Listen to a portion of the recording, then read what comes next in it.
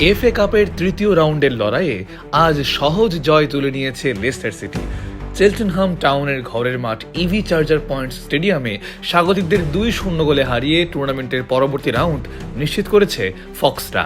ম্যাচে লেস্টারের জয়ের নায়ক স্টিভি মাভিডিডি হলেও পুরো 90 মিনিট মাঠ মাতিয়ে রেখেছেন বাংলাদেশি বংশোদ্ভূত তারকা হামজা চৌধুরী।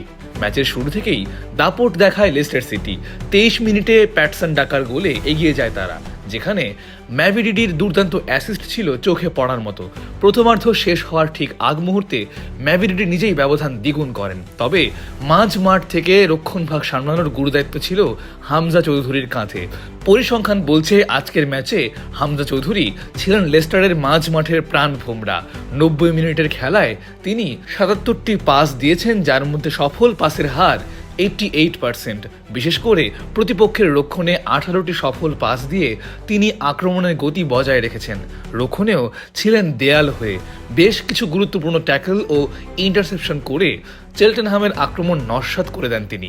যদিও 63 মিনিটে একবার তাকে পরাস্ত করে জর্ডান থমাস গোলের সুযোগ তৈরি করেছিলেন, কিন্তু আসমির বেগোভিকের দক্ষতায় সে যাত্রা বেঁচে যায় লেস্টার। পুরো ম্যাচে 71% সময় বল দখলে রাখা লেস্টার সিটির জয়ে হামজার এই স্থিতধী পারফরম্যান্স কোচ মার্তি সিফুয়েন্তেসের আস্থার প্রতিদান দিয়েছে। এফএ কাপের এই জয় লিগ চ্যাম্পিয়নশিপে লেস্টারের আত্মবিশ্বাস আরও বাড়িয়ে দেবে বলে মনে করছেন ফুটবল বিশ্লেষকরা।